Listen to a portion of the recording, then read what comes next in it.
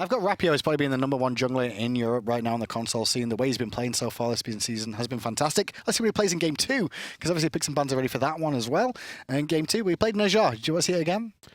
If you can get the Scylla. So that whole strategy behind picking the Naja was the fact that Rival first picked the Scylla off the get-go. And then got from there. Well, XL this time will take their opportunity to be first pick, and we'll see if the ban strategy changes at all in this one. Pretty much the same old standard from the console scene, nothing too much to write home about. No, just probably going to see your Alquang or your Raijin, Susanoo, Guan Yu. Okay, what have we not seen on console we want to see? A Muzen Carb. We have not seen a Muzen Carb, I don't think. A Muzen Carb. What else could we see?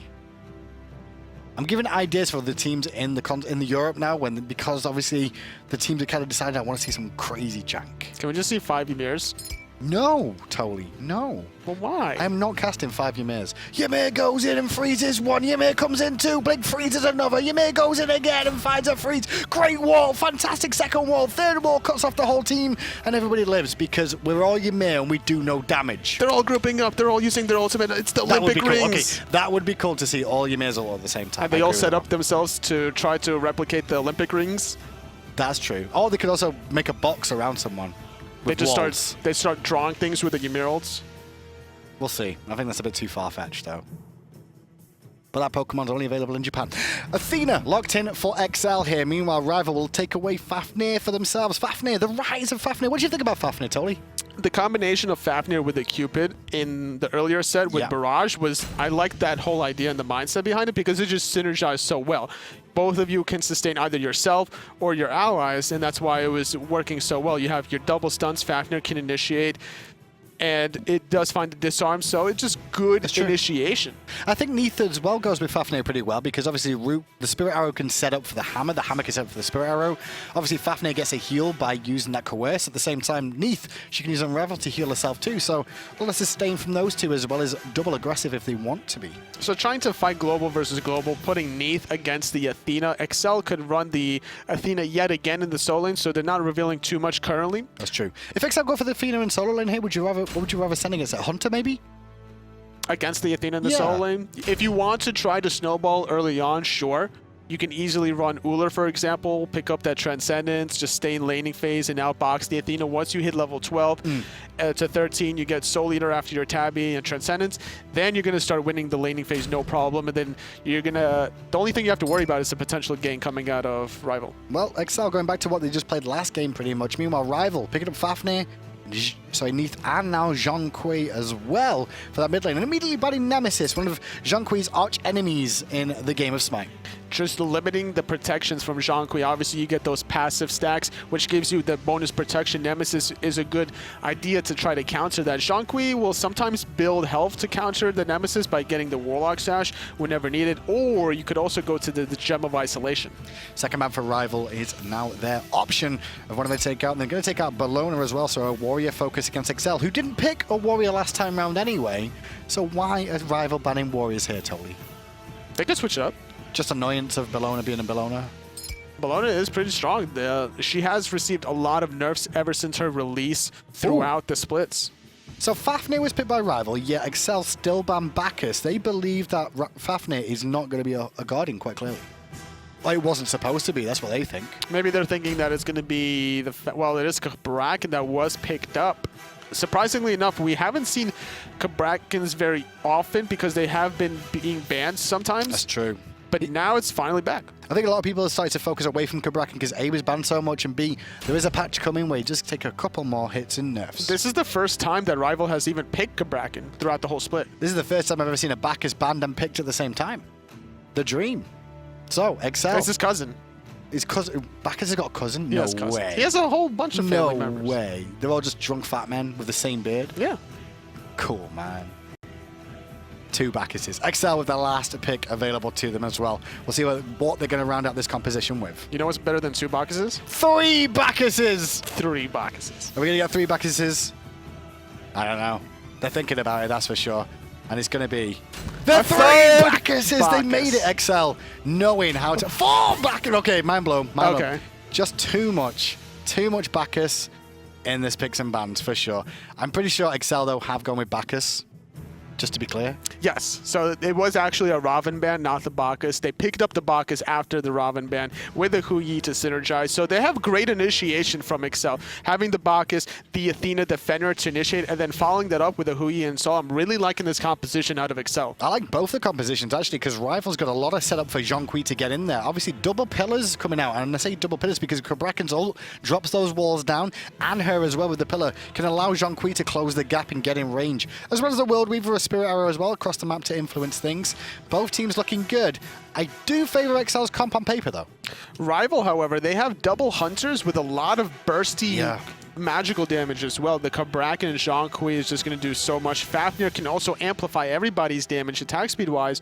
So Rival, you can't really count them out either. Well, the funny thing about most compositions these days, we don't really talk about sustained damage from mages these days.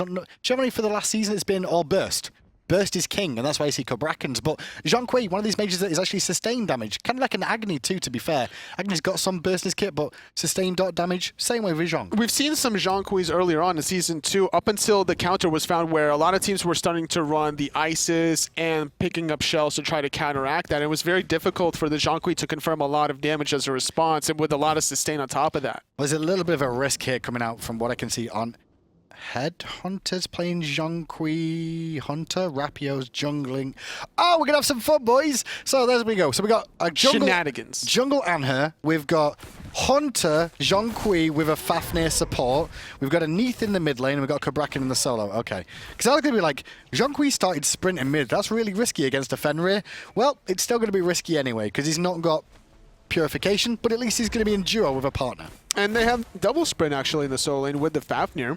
So that's going to be a very aggressive dual lane composition. Cabrakan, however, still going to be played in the solo lane, so nothing too out of the ordinary there. Still having the purple pod on top of that. Neith in the mid lane, now going for Transcendence. Instead of going for the blue stone and the red pod. There's a bit of an answer back as well from XL, because they're running Ho-Yi mid lane against the Neith as Gnome.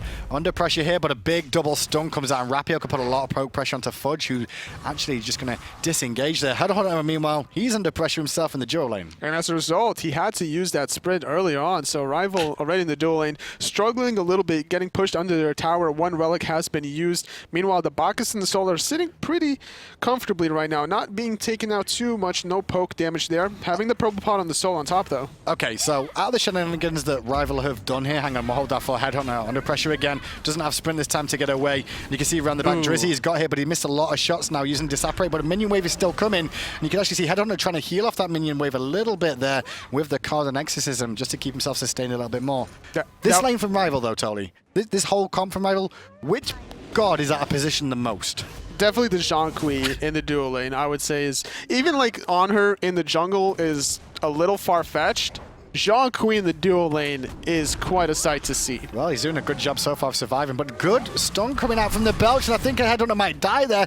Luckily, the exorcism sustain came through just before that volley of Archer Wave minions hits one more time, but he's gonna force Headhunter back to base. Now, the issue with the Zhong is you have to come too close to the lane to effectively use your card and heal combination to build up those passive stacks. So you have to have a very aggressive support to be distracting. Maybe if there was an Athena instead of the Fafnir, that would allow the Athena to be aggressive on the lane, dash through the wave, and then group it all up by hitting a god with a reach. Well, Cabrakan versus Athena, and you can see exactly how this one's going to play out for the time being here. Kaajee going to taunt in Cabrakan one more time, and Gnome quite happy here. Did just hit level 5, and Kaajee needs one more wave to get there himself. Both of these soul laners went purple pod, interestingly enough. Normally, we don't see Athena with the purple pod. Level 4 Athena in trouble. The World Weaver has been hit, but still having the dash available, finally falling. That was a nice little combo from Rival. I thought it was a little bit too early with that World Weaver, but they knew how much damage they could do to bring it down there. Just also, unfortunately, the Athena wasn't able to really dash away in time. And as a result, they finally is able to find the last hit was Gnome. And with that first blood, Rival getting a little bit of an advantage. Headhunter, Zhong, is he building a Polynomicon? That could be not Polynomicon. Pythagorum's piece. You reckon it's Pythags? It could be. Instead, as first item? Oh, in the with jungle, Fafnir. Hadder's just leapt in place and he's got 2 hunters in his face there. You're not going to get away from them. Rapio, very good impale into the wall, which sets it up. But now, Fudge is here on the Fenrir, going to look to try and trade this one out. Picks up 1, leaps away does Rapio, but Rawski's not going to be in range for the belt. Zenborne did a good job appealing, but not well enough as Fudge goes over the wall and finds the Brutalize to secure the kill. So trading 1 for 1 in that little skirmish, it's going to allow the Fenrir to get a little bit of an advantage over the opposing jungle Anhur. Now we say that Anhur's a little bit far-fetched in the jungle, but he is the king of the jungle. He is the king of the... I mean, he's a lion after all, right? I mean, he controls it pretty well because of that. Roar. So, just walks around. Impale in the jungle is just such a strong tool because of all the walls. 2 men versus 2 men over in the dual lane once more, and Headhunter just trying to farm up a little bit more. No boots online still from him is the biggest surprise, and that ultimate very early from Zenborne. He's looking for a big play here on Drizzi. And Drizzi going to use the Disapper, going to absorb a little bit of those card ticks, but Headhunter could still use his ultimate here. Who are you going to call? The Ghostbusters are here, but on the tower aggro at the moment is that massive little play from the Dragon himself. Headhunter's now going to get the kill because of that and walk away in just good time. And no follow-up at the moment from Rawski, who's now looking for the belch on Zenborne. Doesn't find the stun, not in range, or having the cooldown necessary to belly flop. The transition from Dragon back to regular form could have allowed the Bacchus to find the kill. Here we go. Headhunter's going back to base on the Zhong Queen now. What's he going to build? What's he going for? Is he going to be poly? He went boots too? It's well, if you think about it, so tier 2 is pretty cost efficient. That's true. And it gives you some good sustain from that as well, some life steal as well. So keep him built up on that side. Gnome, though, going aggressive on Fudge, 1 level lead. Not going to find anything else in the jungle here. It looks like the speed buff was not stolen away. Fudge has it and Kaajee has his too.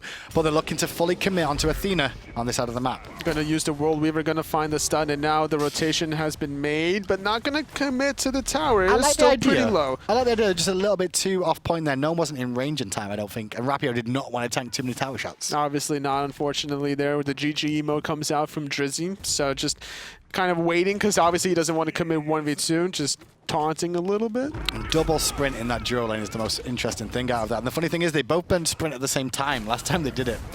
Desert Fury mid lane though from Rapio on mark onto hi-rez, and hi-rez did not see it coming until it was too late. That was a 3v2 scenario. Atonement under pressure here, doesn't have backflip available, and he's going to actually have to be used purification.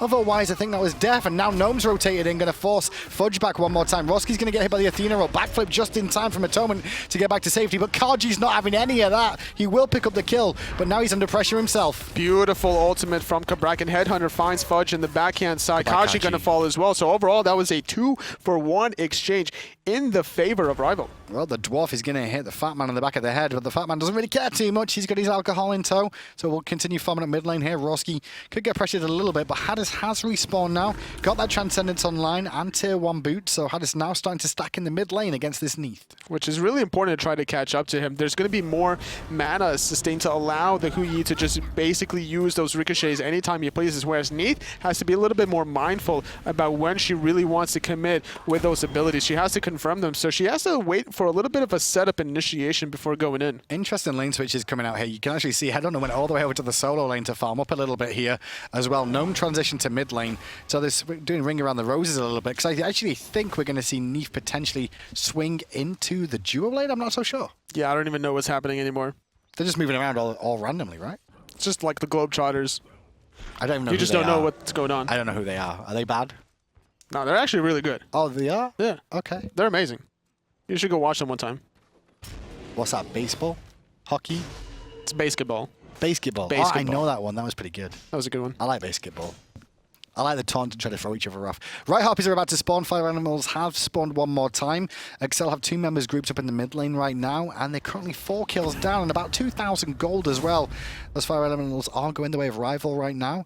And for the most part, I think they're a little bit confused about where everyone's going, because everyone keeps swinging around the map constantly from rival here. I mean, they're just trying to take any sort of objectives that they can, picking up the red, picking up Fire Giant Elementals as well, pre-10-minute mark as they still respawn currently. And they're trying to figure out the right roles, because with the Headhunters rolling back into the soul lane, he didn't really want to engage onto Drizzi. He just wants to keep on farming without being contested too much.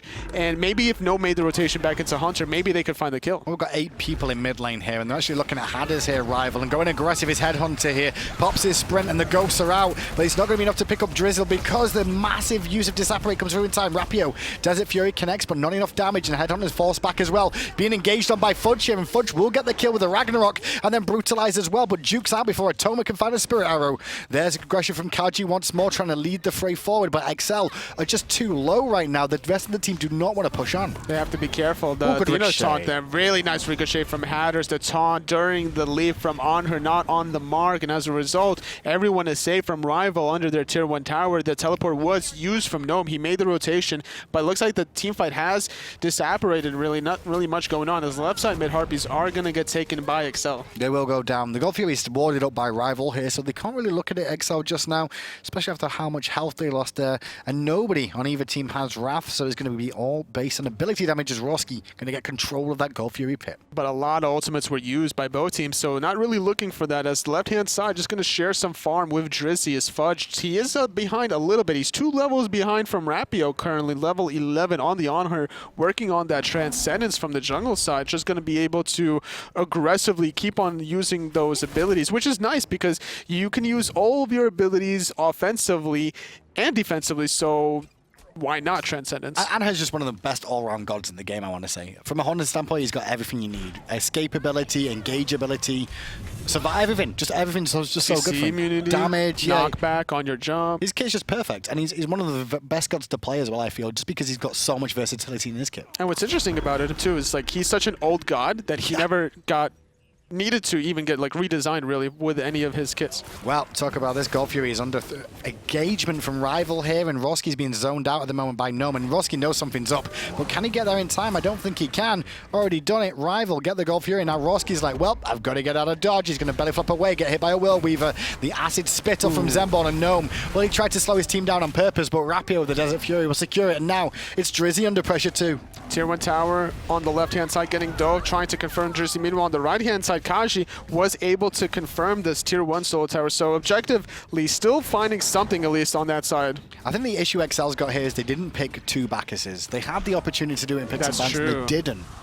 And they could have went for a 3rd one as well. I mean, potentially, but the decision has now come back to haunt them a little bit as Rival are actually the aggressors here. Although XL trying to answer back in mid lane as well. They get the tier 1 tower right. They're going to look for the one in mid. And I think they'll get both these towers. And meanwhile, Kaajee teleports into the left-hand lane to defend that tier 1. So this isn't so bad for XL here. Not at all. So they gave up Gold Fury around the 9.5 minute mark, getting 2 tier 1 towers in the process. Fudge being very aggressive, finding the blink stun onto Fudge. Athena ultimate was used as well as Ragnarok. And now, I don't know what comes around their back, but Headhunter's going to get engaged in himself, and he's not got purification just yet. He will fall down to Rawski, and everybody's trying to get out of the Suns at the moment, but Gnome going in, going to pick up Fudge in response. Kaajee creating his own at the moment, surrounded by 4 now, and the rest of his team are not interested. Rawski trying to get away as well, but Fudge is now zoned into an awkward position. The tremors come down from Gnome, but Rival are not overcommitting here. They're waiting for abilities, and there's a big spirit, but a bigger taunt, and Drizzi gets a huge stellar burst. That root coming out of the Neith, finding the weave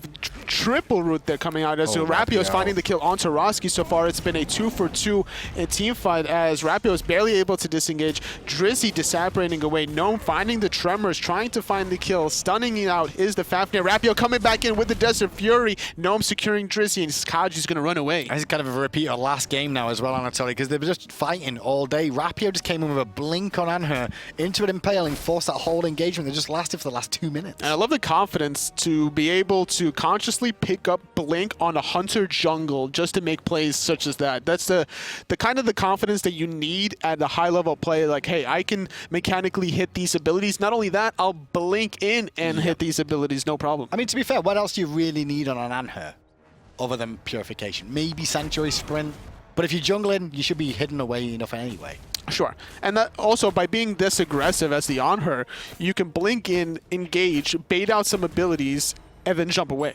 allowing the rest of your teams to sort of follow up. As long as you have a sprint available for you to run away, as well as you have the sustain coming out of the Fafnir to keep you a little bit topped off, so it's not a bad idea. Well, Rapio level 13 right now. 5,500 player damage for him, just a little bit behind Neith and Sol. As over on the right-hand side, a lot of pressure onto Kaajee here. He's doing a very good job of duking out some abilities, but he can't duke out those ghosts because of the tremors. He's going to try and ult away to safety, and he will get out of dodge just in time. Not enough burst damage on the side of Rival to confirm confirm that kill, but they do.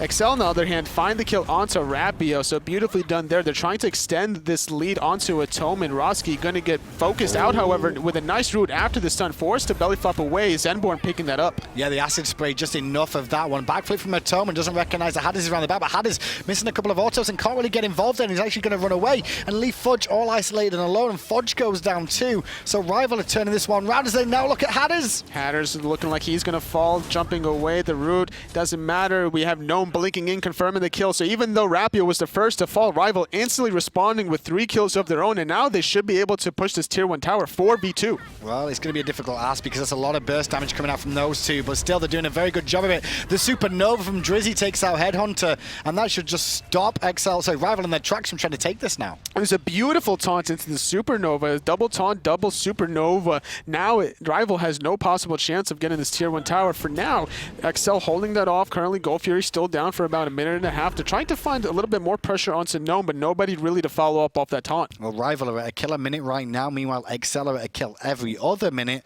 Gold Fury-wise, just at 1 so far this time round, and tower-wise, 2 are currently down on the side of Rival.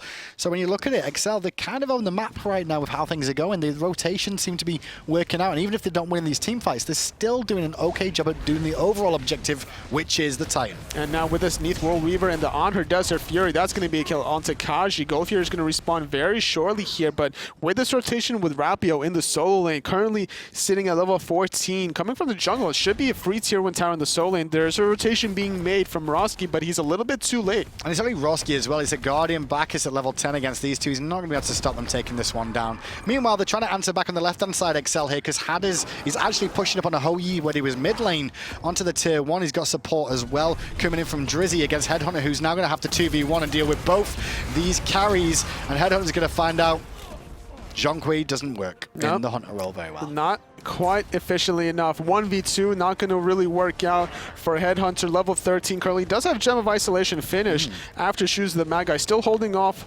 onto that Pythax piece more than likely. Big fight on left-hand side as Gnome is over here as well as Zenborne now looking to pick up some kills, but Disapparate's going to buy him a second. Kaajee going to look for the taunt if he can find it to slow them down if he can. Meanwhile, though, the wall is on point and Drizzi forced the Sanctuary away and get out of the Tremors as well. Rapio still trying to put out the poke pressure onto him as well. Drizzi does fall out as the rest of SCL have to back away. And now Neith trying to split push in the mid lane, going to get met with Rawski, so that's going to get deterred away. Meanwhile, the left-hand side still trying to push that tier 1, so should be able to find the pick onto Kaajee. Beautiful CC chain. Kaajee going to get intercepted by Gnome, and that should be a free kill. Thorn's a little bit too late off the mark. Off the mark, and now the tier 1 tower will fall on the left-hand side. Rapio going to clear out creeps. Rawski coming in, as is hi-rez on the Hou-Yi to try and swing in and defend against this engagement because it looks like they're going to overcommit. Rapio does not get hit by that ricochet, and now it's hi-rez under pressure because he's now been leapt on, and the World Weaver comes in, forces Sanctuary, does a Fury, and the Tremors should be enough to pick up hi-rez unless Rawski to the rescue. Zenborne able to secure the kill. Atonement falling in the back to Fudge, and meanwhile, Zenborne with the assistance of the tower, Rawski credited the kill, barely able to walk away from the Tremors as the impale was a little bit off the mark. No missing the shots that he needs, getting slowed by the Stellar Burst, not finding the knockup, but the stun does confirm. Fudge trying to find the kill. Rawski dying to Headhunter under the tower. And no, I'm just going to try and run away. Headhunter going to slow down the engagement from the team and try and get away himself, but being chased down by Zhong will spell his imminent demise as well.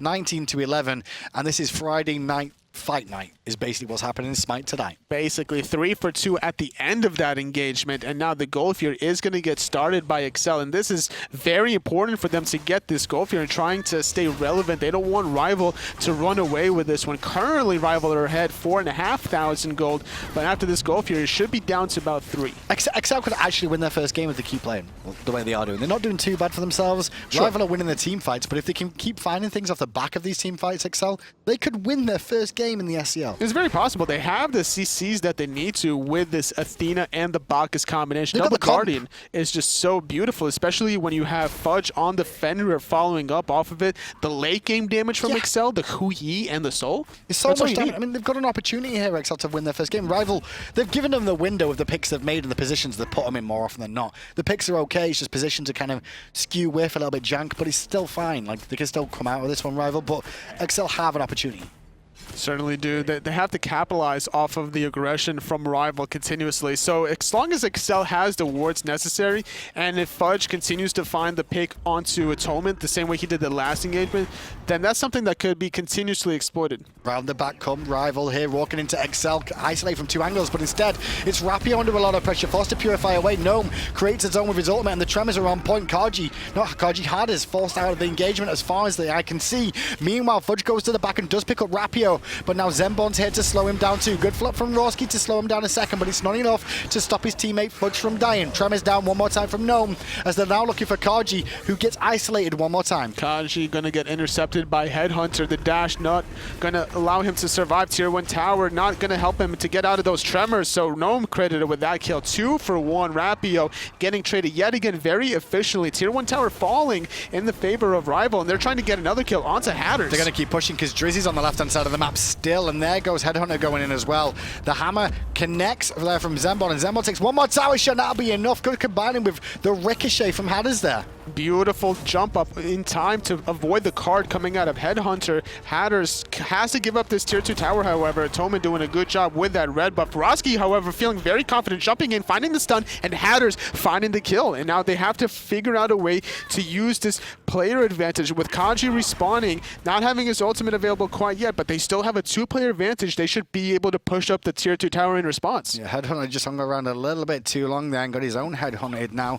Hatters and Drizzi in the mid lane. Will they push on for the tier 2 in response? No, they're just going to swing straight into the jungle and find out all the buffs are currently down. Hatters looking for the red, not going to find it. There's no tower or farm on the left-hand side here for him. And this is the issue of SCL, that they have this player advantage and they just aren't using it in any way. But now finally Hatters making the rotation on the left-hand side, but it's by himself and with only 3 archers currently. So he's not going to be able to stay here for very long. But he will have a lot of damage at level 17 here and a full stack Transcendence too. It shouldn't take too long to chip down, but look at the rotation on the map. 3 members of Rival are on the way and he over knows here it now. He knows he's about to die, so he's trying to commit all into this tier 2 tower. He should be able to get it unless he gets CC'd. And now beautiful defense from Rival.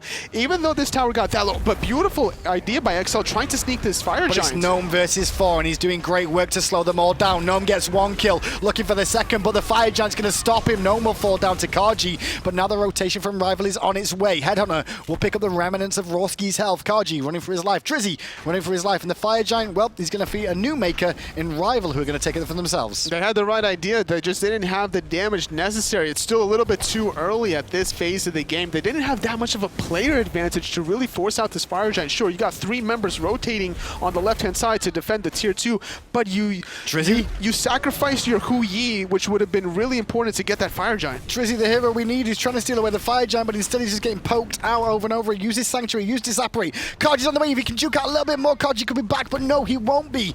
Now Rival will get the fire giant for free. Nobody's going to be here in time to actually secure this one. However, many members of Rival are so low, they will head back to base. 4 members with fire giant on the side of Rival now, and with Zenborne having that attack speed steroid during his dragon form, these last 2 tier 2 towers and Phoenixes should fall very quickly. Rapio picks up his speed one more time, and Rapio did a pretty good job in the jungle. Transcendence, Executioner, Assy, so he's gone for a pretty sustaining and penetrative build.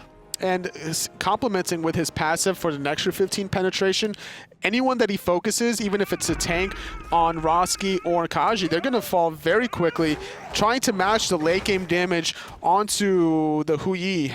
Well, you see late game damage, player damage at the moment. You can see 2 members of Rival at the top. It's Neith and Cabrakan, followed by Sol, and then it's Anhur and Zhong at the bottom of that list, though. Hatters not really got things going on this Hu Yi so far. Still only level 18. He's been very much pushed out the whole time in these games. He's trying to do anything that he can. He tried to make a play on the left-hand side, which allowed Kaajee later on to secure that tier 2 tower, but they gave a fire giant in the process, and now Rival are in a position to potentially close out this game. Well, let's see if they can get this tier 2 tower. Zenborne in the jungle, hanging around here on Fafnir, waiting. The dwarf is quite happy to dive in whenever he sees fit. And Kaajee on defense. Look at Gnome around the back, though. Just keep an eye on that Cabrakan.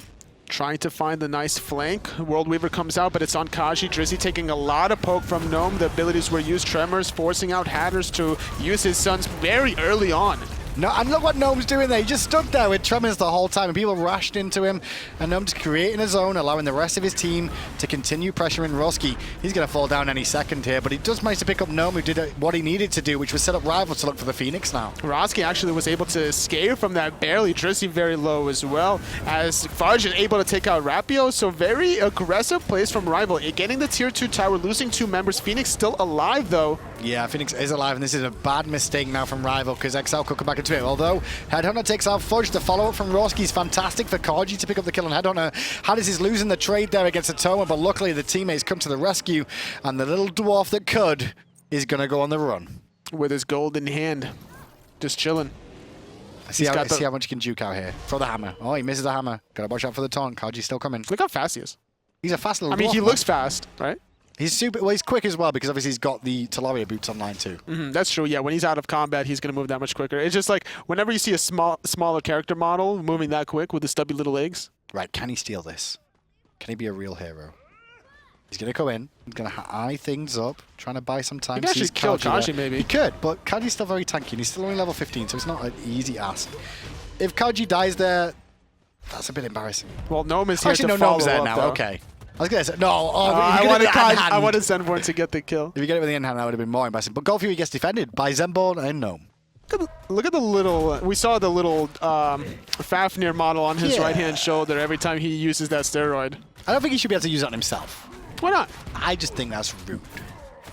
You think that's too egotistical? Yeah, he's got 2 of himself. How can he have 2 of himself at the same time on the screen? Well, it's like having 2 Bacchuses on the same team. Unfortunately, you can't have 2 Bacchuses, but you could have 2 Fafnirs. That's true. He's been confirmed. Gold Fury goes the way of Rival, and even though they kind of made a lot of mistakes on that left-hand side, they're still in control of this game for the time being. Hadis going to try and pick up his red buff, and no aggression from Rival onto it at the moment. Obviously, the Fire Giant only on Zenborne for the time being.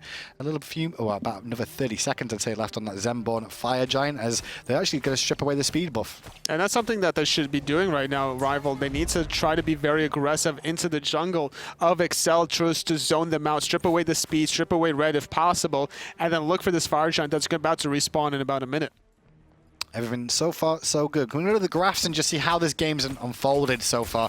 You can see there's been spikes of activity all through the experience because the fights have gone backwards and forwards, but Rival have slowly but surely just whittled these fights down to being in their favor, especially with the towers too. It's not that big of a lead, really, at this stage of the game, but it's going to be allowing them to take these fights outside the towers and the Phoenixes. If they are out of position, meaning XL, then Rival are going to do exactly what they're trying to do, which is to pick with this World Weaver.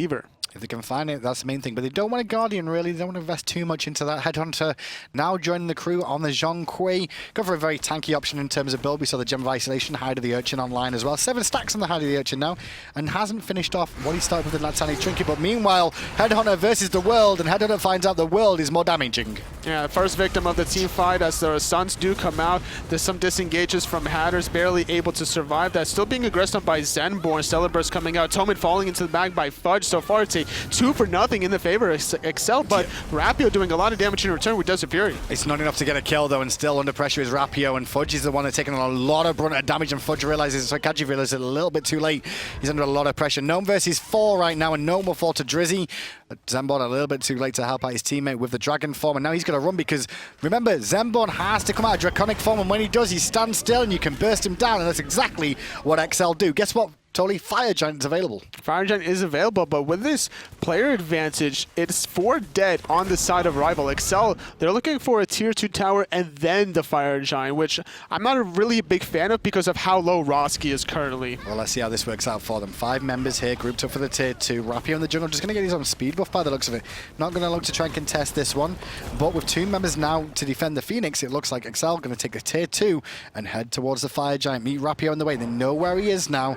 Actually, Fudge is going to try and fully disengage. I don't think they're going for the Fire Giant at all here. It took too long to get that tier 2 tower, and now, because of how low Hatters was, Rapio was in position, the World Weaver being intercepted by Fudge, and Rawski has no more mana to really keep on fighting. Now, they did force out the ultimate from Headhunter there, so not having to worry about that is pretty nice for this next Fire Giant. They all need to base, and I think if Rival realize that, they could actually just go and do the Fire Giant themselves right this minute. Unfortunately, though, they're not in position to do so. Headhunter just being given the blue buff here and got picked up from the start of the last game. The last engagement was one of the reasons I think Rival struggled so much. 27.5-minute mark. Rival up about 4,000 gold, not too much currently. Fire Giant has respawned, so this next team fight is going to be very important. Unfortunately, XL, they had the opportunity to get that Fire Giant, but they elected to get the tier 2 tower instead. I think the fire was the right call there. There was only Rapio up that was current from Rival. They got the Fire Giant, they could all regen because of the Fire Giant and still push at least one tower down, and I don't think we'll see Rival try and fight them when they were doing once the Fire Giant's on them. Anyway, Fire Giant under aggression again. Rawski's going in with Athena there. Dunk onto Headhunter is the name of the game. And Headhunter very, very low here. Headhunter very, very low, and he will go down. But Rapio answers back immediately. 1-for-1 trade. Meanwhile, the fight's still going on as Drizzi trades off with Rapio. Gnome slowing down another target. And on the backside, Fudge is looking for Atonement, but Atonement doing a good job of weathering the storm for now, but not enough to stop hi-rez from taking his life. Zenborne now trying to find the acid spray and pick up Fudge, which he does so. This is a bloodbath so far across the map. It's Anhur, Fafnir versus hi-rez. Yes, Kaajee and Drizzi did fall in the backline. hi-rez is the only person remaining on the side of XL. So 2 members dead on the side of Rival, 4 on the side of XL. This could be easily 5. hi-rez's jump is currently down, and there is nowhere to go. He's going to fall down inside the Tremors to Rapio here, and the rest of Rival can now just push down mid if they choose, or look for the Fire Giant. And I think the call is going to be the Fire Giant. That's a correct call. Rawski is up, but he doesn't have teleport to get here quite yet. Rawski's the hero we need, man. It is a level 20 on her that does have a lot of burst damage now. But it's a Bacchus. Totally. They could have had 3 Bacchuses. They only went with 1 because they knew 1 was all they needed. 1 Bacchus to rule them all and save the day. He's drunk. He's ready for the fight. He's level 15. He doesn't have Wrath, but can he get there in time? Here we go. Fire Giant is too low. The hero. It's at 12, the 10, hero. 8, 4, 0%. It is secured by Rival. Useless Bacchus. They should have took 2. One of them would have made it at least. 29 minutes in, 5 members get the Fire Giant. And now Rival, well, they can go back to base, heal up one more time, finish off their final items, and then start looking for these Phoenixes. And we talked about the little bit of a lead that Rival had before that didn't matter, but with Fire Giant, that lead is very important now with the sustain that they have. Also, on top, you have the Fafnir sustain and the attack speed steroids with your 2 late game hunters at this stage with Fire Giant. This should allow Rival to be very aggressively positioned around the tier 2 tower that's last remaining. So when we look at Rival here, Tolly, who's your MVP for this game for Rival? Well, it's a combination of how aggressive Gnome is in the backline and the plays that Rapio is making at the same time. For me, my MVP this game is definitely Headhunter. Because he's been absolutely useless the entire game and made his team look very, very good in 4v5. That's my reasoning. Because Zhong hasn't just not worked out. I mean, at this stage of the game, he's absorbed. It took a lot of cooldowns to take out Headhunter right away. To be fair, with that tanky build, he is putting himself a little out of position, but he's too tanky anyway. Well, the Dragon is here, as is Cabrakan, but to the backside go XL, trying to fight this one up a little bit. hi-rez forced out in the engagement, and poor old Kaajee surrounded and impaled, and the Ghost from Headhunter will secure 1. The wall from Gnome will trap hi-rez in an awkward position, and now they could look for him too. Stun is enough for Gnome to pick up the kill alone. Rawski running for his life, but the card's going to slow him down, setting up Rapio for a potential kill. Dot damage is not enough. It is from Zenborne in the acid spray, though. The Phoenix under threat as well. That Phoenix is going to fall very quickly, so that with that 3 early picks now. It looks like Rival are trying to secure the Titan. They're not even going into the middle, Phoenix. They want some kills. They want kills, and can they find them is the question. But for a merry goose chase goes Gnome, and he goes into the fountain to die. Titan does get pulled. Titan's going to fall, and it looks like Rival, can they do it in time? It looks like they will. Rival will 2-0 against XL today. And this is an important 2-0 for Rival, because even though they already secured their spot into land with Excellence losing in the last set against Barrage, they still need to try to figure out a way to get to that first seed. Well, I believe it's 13-3 for Barrage and 12-4 for Rival right now. So it's only 1 game difference between the two, and there's still another week of play left at least, and a couple more games as well. It's going to be really interesting to see Rival versus Barrage in the next week. However, the matchup that I'm looking for the next week is definitely going to be Eager versus Soar. Eager versus Soar, very exciting to come as well. Rival qualifies for the SCL Summer Finals. As you can see on your screen, they'd already secured that one, but now them and Barrage will represent Europe in the Console League. And over in North America, there's still, is that confirmed yet, North America? Most Wanted has clinched. That's correct, but there's still one more, it's between Eager and Soar now for the next spot. Exciting to see those two. Back to this game though, let's go through it. XL, obviously 0-16, still cannot find a win this split so far. They do still have a couple more games remaining. Excellence will secure themselves 3rd seed pretty much after today. And then on top of that, Rival and Barrage, don't know who's 1 and 2, but they're both going to LAN. They're still going to LAN. It's going to be a battle of the Titans next week, Eager versus Soar. Barrage versus Rival. I'm excited. Well, let's go back through that game first of all. Rapio, what can we say about him? The guy's been playing well all season long, pretty much. Pretty much, and now he's in a position where he could still hide a little bit of the strategies where Rapio was playing the Anhur the second game, but the first game specifically, first picking the Scylla, now with the Nausea, the Atonement was playing really well, going 9-1 at one point. Yeah, he had got off to a great start, and then Rapio in game 2 just got off really well as well with the Anhur jungle. These two, they've got a really good synergy, Atonement and Rapio. You can kind of see this in the playstyle. Watch them as they fight here. And that's what you need to do between your mid-jungle synergy. Rapio getting the Dwarven buff on the right shoulder, not able to disengage, but still the nice idea there. Fafnir was working really well, I would say, for Rival as well. Yeah, Rapio just doing what he does best with Atonement in tow. Double Hunters is very, very useful for themselves, and that Spirit Arrow is just very good from Atonement. Even though he falls down there, though, good plays from Rival coming out. They do secure themselves a nice little position so far. I do believe we have Atonement on the line coming up. We do? Atonement, you there, buddy? Yeah, hey. Hey, how you doing? I'm good, thanks. How are you? Not too bad, thank you. Congratulations on qualifying for the LAN. How do you guys feel? Thank you very much. We were really hyped because the games were pretty difficult because we had a lot of issues. Zenborne couldn't connect to the part in the first game, so we didn't have him on comms for the whole of the first game. So, and Headhunter was had a bit of lag.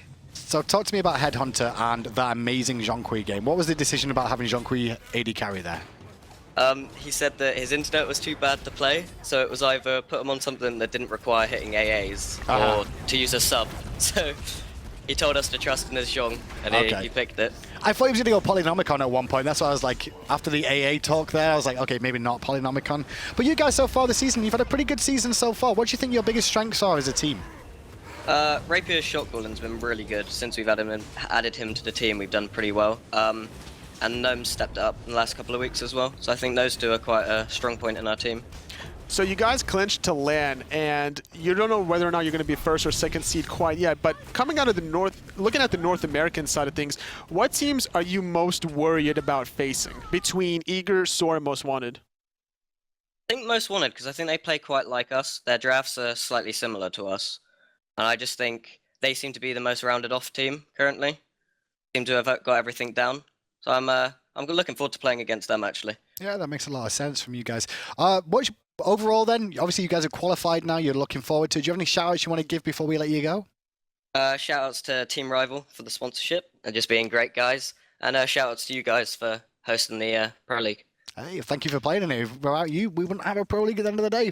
Thanks for joining us, Atonement. Good luck in your next games next week. Obviously, we'll be seeing you at LAN very, very soon.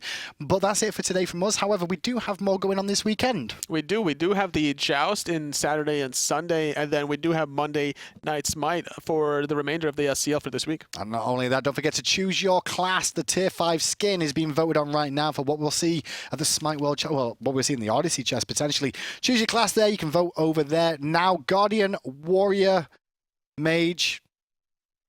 What's the other one? Warrior. Warrior's the other one. Guardian, Warrior, Mage. Warrior. No, we're not saying Warrior twice. You can have two Warriors. No, I don't want two Warriors. You can have two Bacchuses, though, if you want to vote Guardian. You guys can make up your mind of what you want to actually see there, and then we'll work it out from there with you guys going forward as well. Don't forget, we do have world tickets still on sale. SWC is on its way, and you'll be able to see everybody over at the Smite World Championships. You can head over to hi-rezexpo.com and get all your ticket information there. Totally will be there. I'll probably be there. There's a few decent teams will be there too. Yeah, it's going to be very exciting to see the international teams competing yet again. We saw them compete in DreamHack, and now they're going to come over back to Atlanta to compete yet again. Just one more time round. We'll see who can win it. Will Panthera do a back-to-back? Well, that's all to be said. Anyway, we'll see you all tomorrow for the Joust series that will continue with Europe. We'll see you tomorrow.